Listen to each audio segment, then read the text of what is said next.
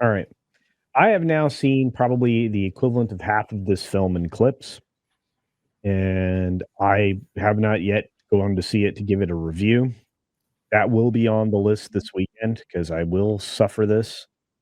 But this particular film, Lord of the Rings: The War of the Rohirrim, spectacularly flopped on over 3,000 screens internationally in all the in all the theaters that it opened up on, and all the markets that it opened up on across multiple countries.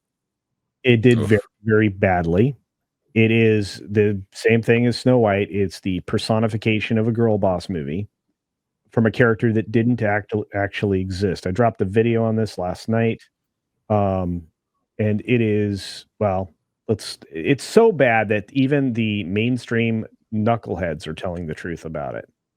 And that's Mm. saying something. The site that I pulled out for my video and for this purpose today is The Verge, not really known as a bastion of truth telling and or balanced opinion, but they didn't think it was great. What they said was, this is what happens, or it feels like what happens when you try to turn a footnote into a feature length story. Oh Yeah. dear. Yeah. This is not highly, highly praised by Charles. I got to get a sip of water. But I've seen worse. Not much worse, but I've seen worse. So this is her. Her name is Hera. From Which they made up. yeah, they made up. Yeah, this is from Appendices A, from which they drew, according to the author. So this is based on Tolkien's Lord of the Rings, Appendix A, and yeah, the War of Rohirrim is an attempt at creating a mountain-sized fantasy epic out of a molehill of footnotes. You see, this guy is not necessarily being super kind here.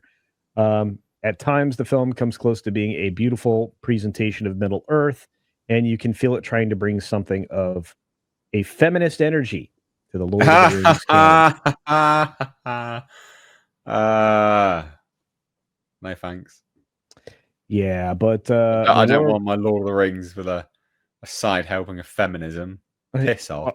Apparently, it's not a side helping. It's like in your face, like you got dinner thrown at you. But anyway, but the War of Rohirrim, Rohirrim's characters are so two-dimensional. This is high praise, kids, and its story so plotting, more high praise.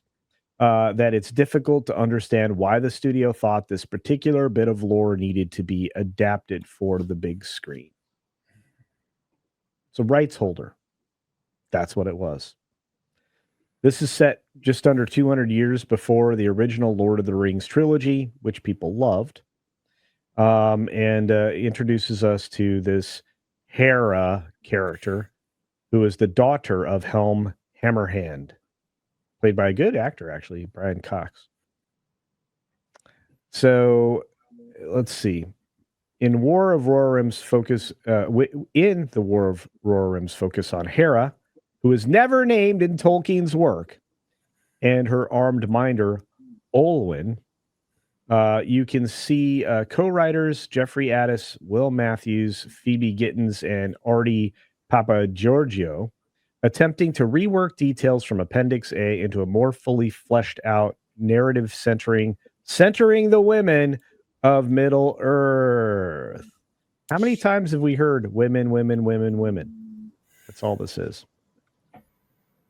Doesn't get better. And anyway, this just goes on in a non-plotting way, describing every little bit and lack of nuance that you could have been there but wasn't. Like the little nuance of anyone's characterizations or motivations. They're very superficial. Here is another headstrong princess whose gender keeps her from being seen as a valuable warrior. And Wolf reads so transparently evil that he's hard to buy as the kind of villain capable of outmaneuvering his enemies. In other words, underappreciated woman, overvalued stupid man. I don't Pretty know what else dumb. to say. Yeah. Like, why even make this? Again, it's that question, like, who's it for? I mean, look, at the end of the day, women, yeah, there can be some women Lord of the Rings fans, but they're not exactly you know, they're not exactly the majority when it comes to fantasy fans. All right, it is overwhelmingly men. The pendulum's got to swing back. Stop catering to weird feminist women, and even women. Like even the women that really like Lord of the Rings. The majority of them really like Lord of the Rings for Aragorn and also Legolas.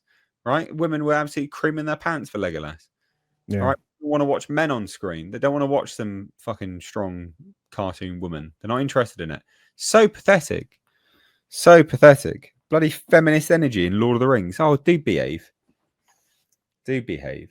Like, come on. Well, and it's funny because there's a super chat coming up that I can speak to that actually covers the facts behind the creation of this and some other things at Warner Brothers that they should properly be embarrassed by. Well, yeah, he says. Khaled Joki says, I've been told that this is another one of those Ann Sarnoff projects. It is. Along with Dune Prophecy, and yes, Culture. I thought you told me those projects were done.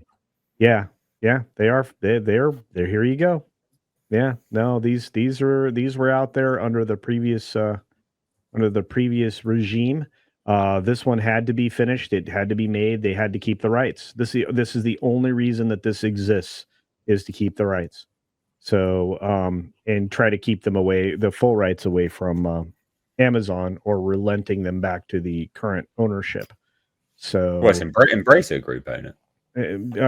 Well, yeah, but but not they as long as they keep making material, they still have control of the film rights. So, FYI. So yeah, this is just one of those things. It's not great. It's going to be a problem. Dune Prophecy is another one of the problems, but it's funny. They just greenlit another problem that I want to get a little bit more background on before I do a video on it. But Warner Brothers isn't turning back full force as they should. They should be able to read the room now and do better, but it doesn't seem like they're gonna stop making more of these female centric. What are they greenlit? Sorry, I'll have to tell you later.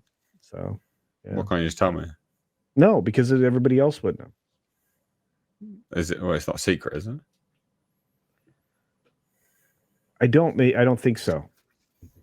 We'll get to it later. Don't. Right. Let's talk about it later. All right. Well, there you go. More of the Rohirrim. It's done. It's lame. What a shame. But the critics don't even like it. That's the thing. Well, we'll see how it does. I mean, it's a bold choice. I gotta give Warner Brothers props for doing a theatrical release for an animated movie. Like, I do give them props for that. 100% I do.